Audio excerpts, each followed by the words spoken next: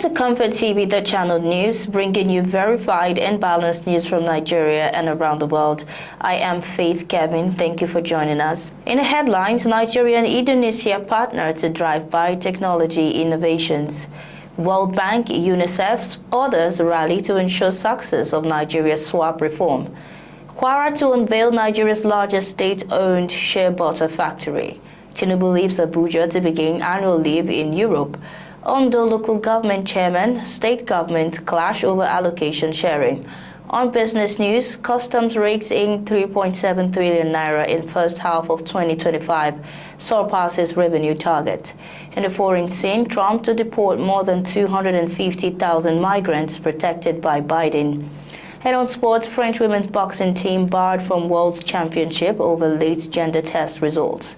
Now the news. National Biotechnology Research and Development Agency, NBRDA, has reaffirmed its collaboration with Indonesia to drive biotechnology innovations in Nigeria's agriculture, healthcare, and environmental sustainability sectors. This renewed partnership was highlighted during a courtesy visit by NBRDA's Director General, Professor Abdullahi Mustafa, to the Indonesian ambassador to Nigeria, Bambang Suharto, in Abuja. Building on engagements from the Indonesia Expo Kano 2025, both sides identified priority areas of cooperation, including livestock improvement through artificial insemination, vaccine development, and the adoption of Indonesian biofertilizer and bioinsecticide technologies. Professor Mustafa stressed NBRDA's focus on ensuring that biotechnology research translates into practical solutions, disclosing plans to establish biotechnology startup hubs across Nigeria. These hubs, he said, will foster innovation, empower young scientists, and boost economic growth. Ambassador Suharto lauded the initiative and assured Indonesia's readiness to link NBRDA with top research institutions and companies in environmental biotechnology, genomics, and bioinformatics. Both parties agreed to fast-track the signing of a Memorandum of Understanding (MOU) to formalize the collaboration, with the expectation that the partnership will contribute significantly to Nigeria's food security, healthcare delivery, and sustainable development. Nigeria's health financing reform, anchored in the sector-wide approach swap, is gaining global traction as government and development partners rally behind efforts to bring improvement and accountability, reduce fragmentation, and deliver quality healthcare to citizens.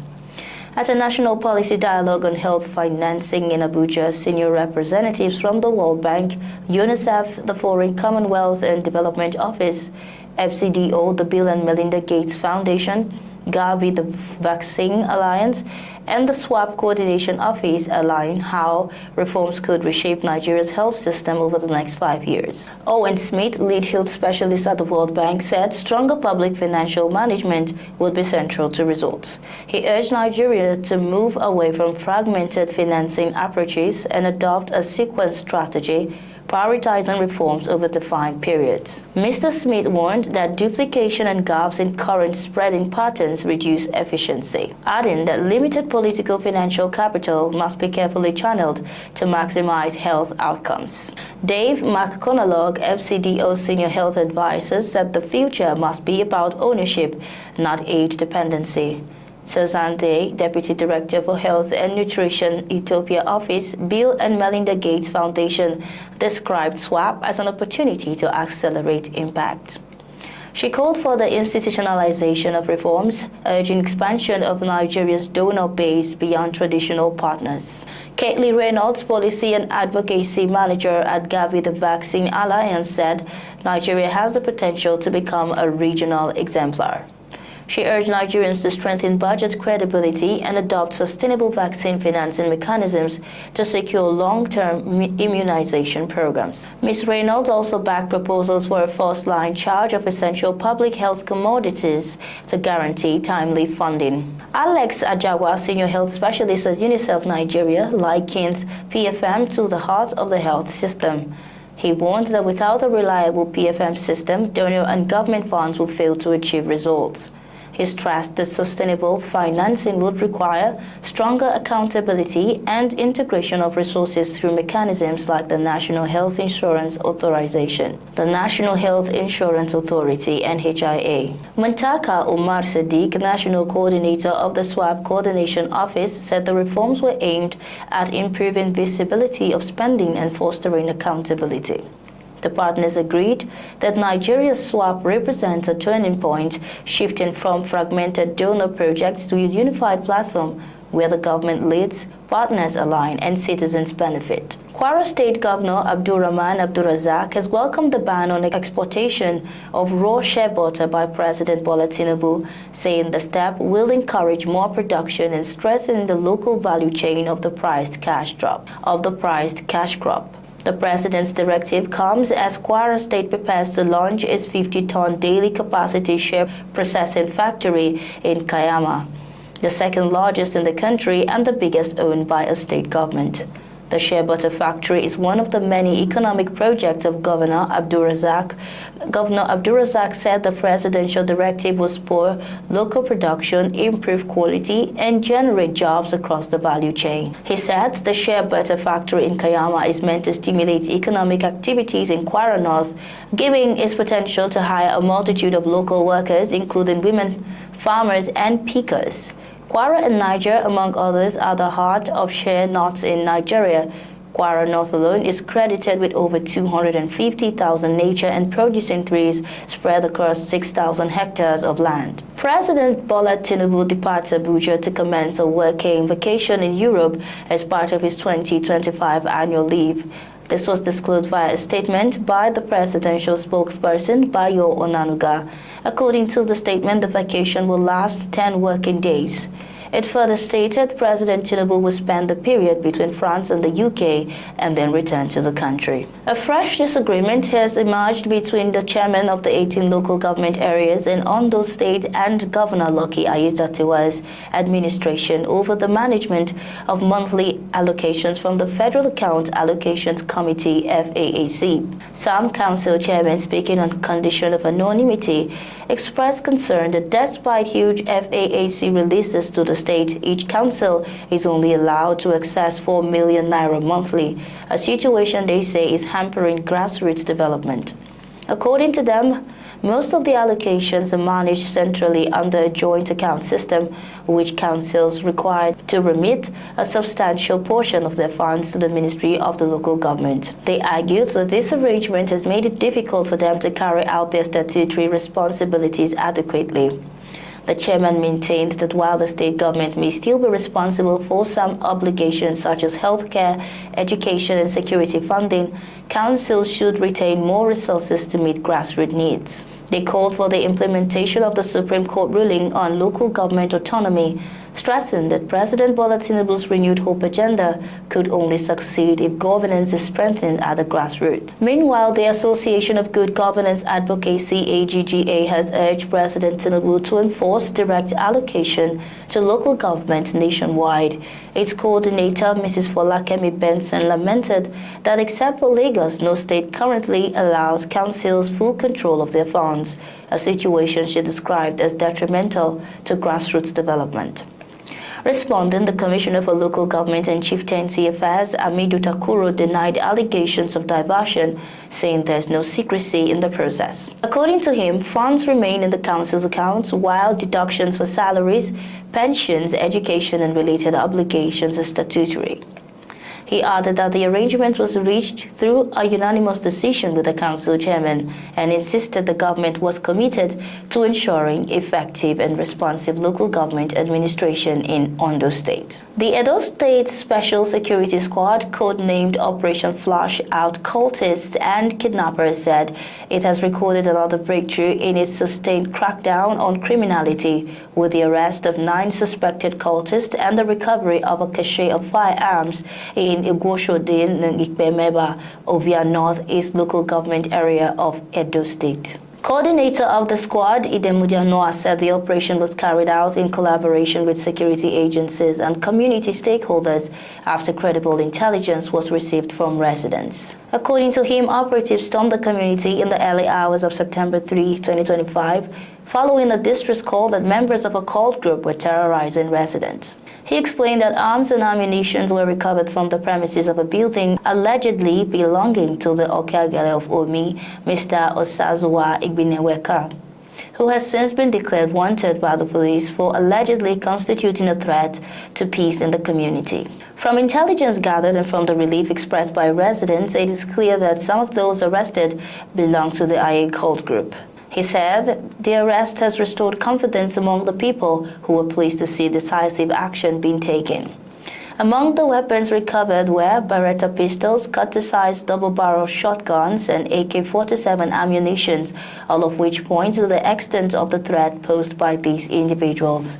Meanwhile, the Edo State Governor, Senator Monday Okpebolo, has vowed to flush out criminals from the state with the commissioning of over 300 motorbikes for distribution across the state's 3 senatorial districts to enhance security operations. Governor Okpebolo said the motorbikes are specifically designed to support security agencies in accessing hard-to-reach terrains, particularly forest areas where criminal elements often seek refuge.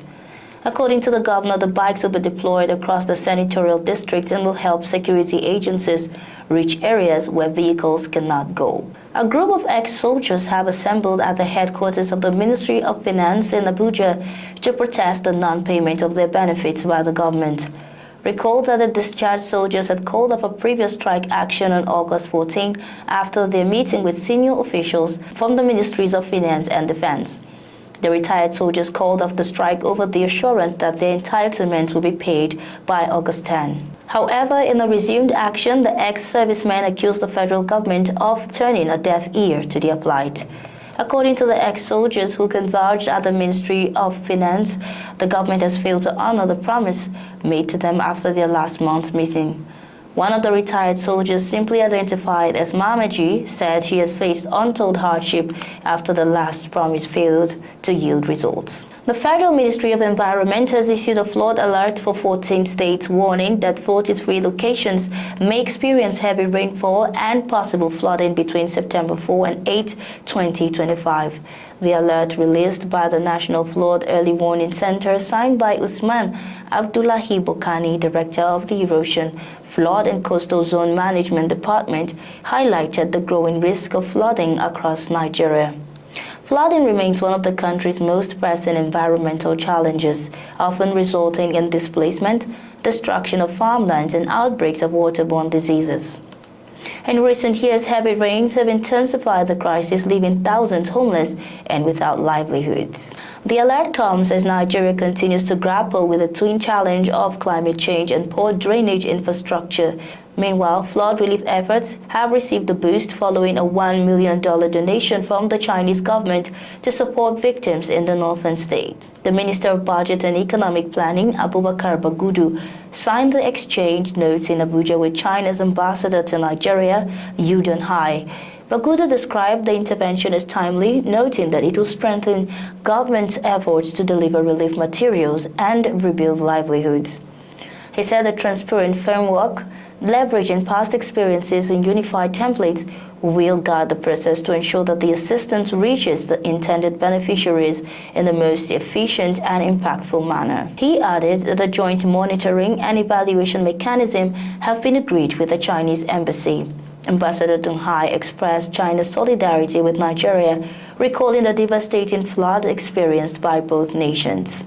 The Labour Party has called on authorities to enact stricter laws regulating water transportation in order to prevent a recurrence of tragedies such as the recent boat mishap in Niger State, which claimed nearly 60 lives.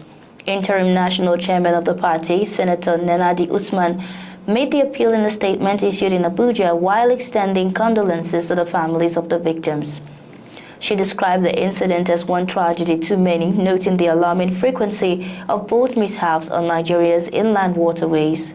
According to reports, the accident occurred at the Malali riverfront in Bogu local government area of Niger State. The boat, carrying about 90 passengers, had departed to Gansule in Shagunu Ward en route to Duga for a condolence visit when it capsized. She urged authorities to urgently consider more robust legislation and a stricter enforcement of safety regulations on waterways, stressing that the recurrent mishaps, particularly in Niger State, demanded action. ComfortTV.channel news returns shortly with business, foreign, and sports news. Stay tuned.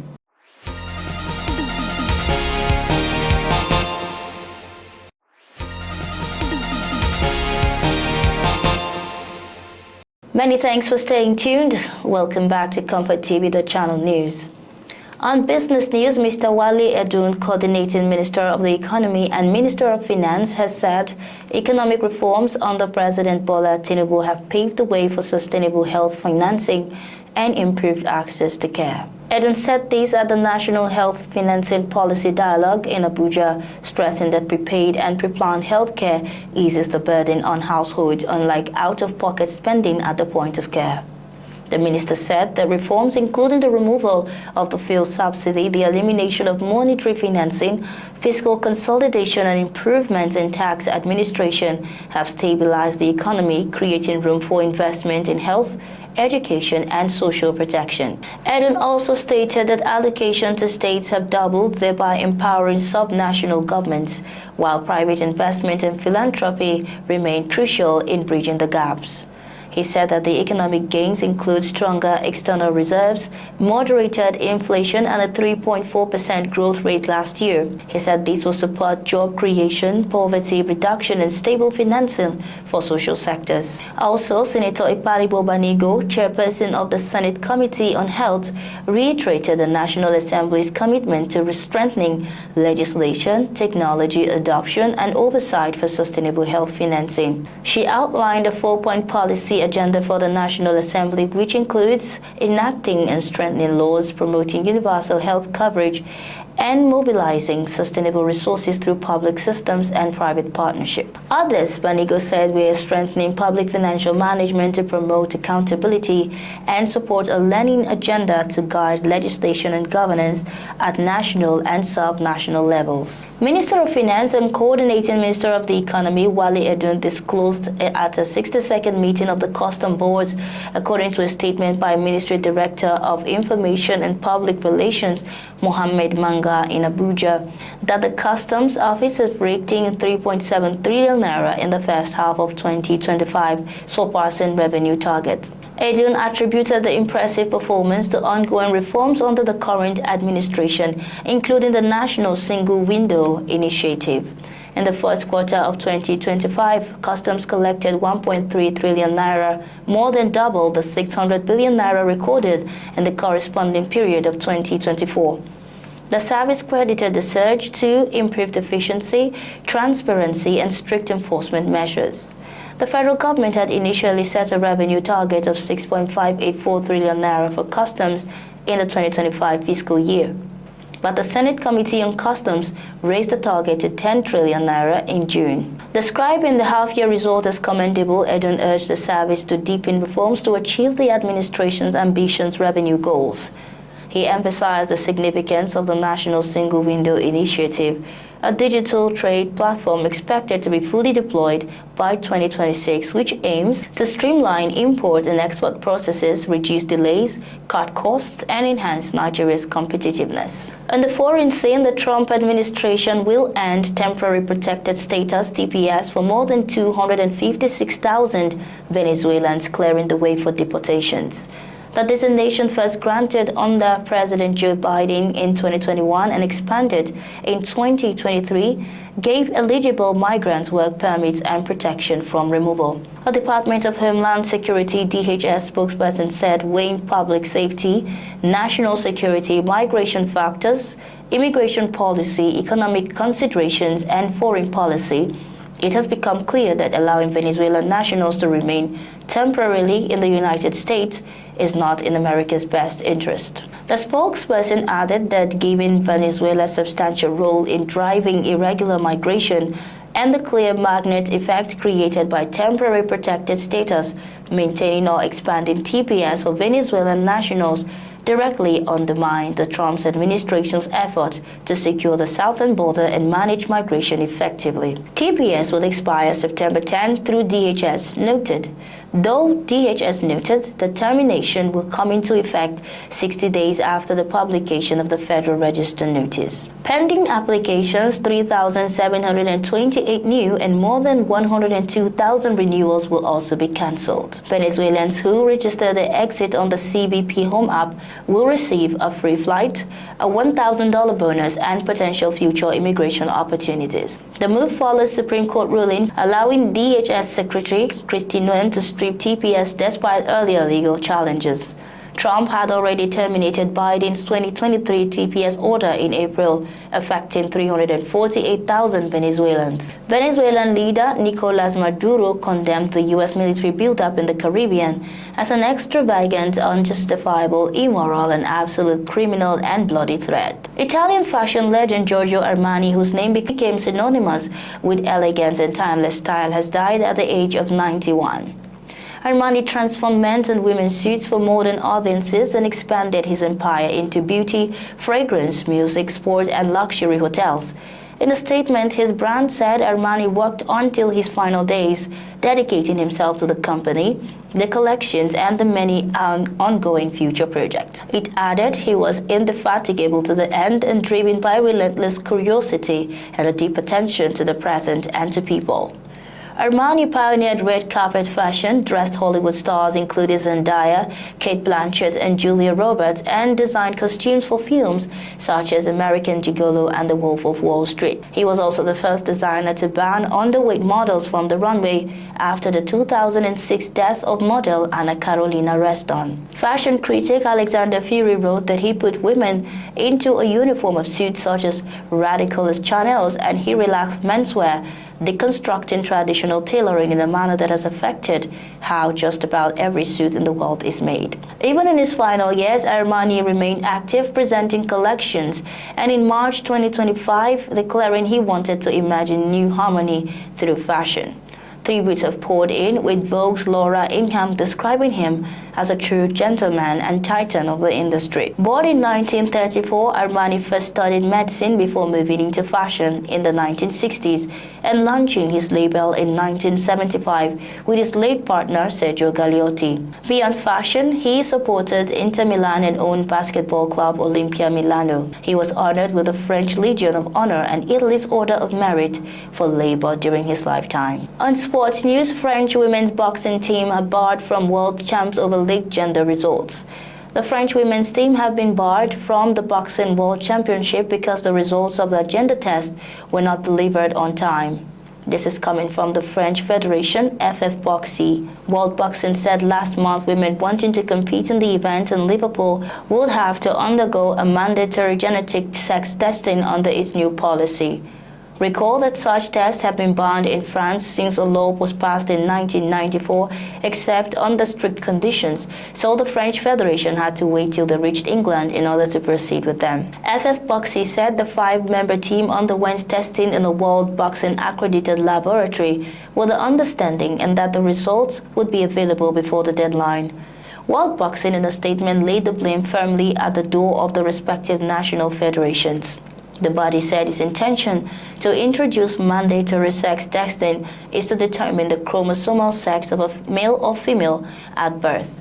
The organization has made it clear that testing will be the responsibility of the National Federation. World Boxing said it was very disappointing for the boxers that some national federations have not been able to complete the process in time, which means that some athletes have not made it through the sports entry process for the World Boxing Championship. French Sports Minister Marie Brissac slammed the decision as inadmissible, and FFBoxy was left sitting over the decision. FFBoxy said in a statement and lamented that despite guarantees given to them by World Boxing, the laboratory which they recommended was not up to the task of delivering the results on time.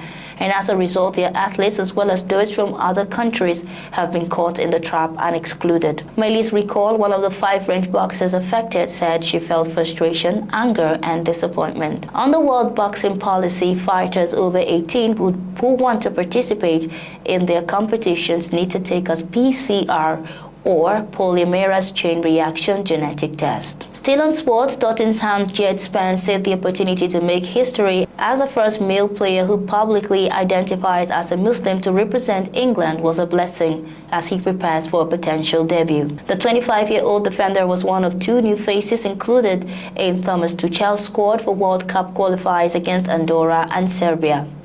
It is understood Spence will become the first Muslim man to play for England's senior team. After impressing in the Championship for Middlesbrough and Nottingham Forest, he moved to Premier League Tottenham in 2022. But he initially struggled to make an impression on the former Tottenham boss Antonio Conte and spent time on loan at Rennes, Leeds and Genoa. The defender only made his full Spurs debut in December, 2.5 years after he joined the club in what proved a breakthrough campaign that culminated in Europa League glory. He came on as a substitute in the Bilbao final, having initially been omitted from Ange Postecoglou's group stage squad earlier in the season. England faced Andorra at Villa Park on Saturday before traveling to play Serbia in Belgrade on Tuesday. Tuchel's men are top of Group K with 3 wins from 3 matches so far. And that's our news package for you today. But before we go, here are our top stories. Nigeria-Indonesia partner to drive biotechnology innovations. World Bank, UNICEF, others rally to ensure success of Nigeria's swap reform. Kwara to unveil Nigeria's largest state-owned shea butter factory. Tinubu leaves Abuja to begin annual leave in Europe. Under local government chairman, state government clash over allocation sharing. On business news, customs rakes in 3.7 trillion naira in first half of 2025, surpassing revenue targets. On foreign news, Trump to deport more than 250,000 migrants protected by Biden. And on sports, French women's boxing team barred from World Championship over late gender test results. Thanks for watching. For breaking news, exclusive interviews and more, follow us online at ComfortTV.channel on all platforms. Remember to like and share our videos, subscribe to our channel and click on the notification bell so you don't miss out on any updates. I am Faith Kevin. Until next time, stay safe, stay informed.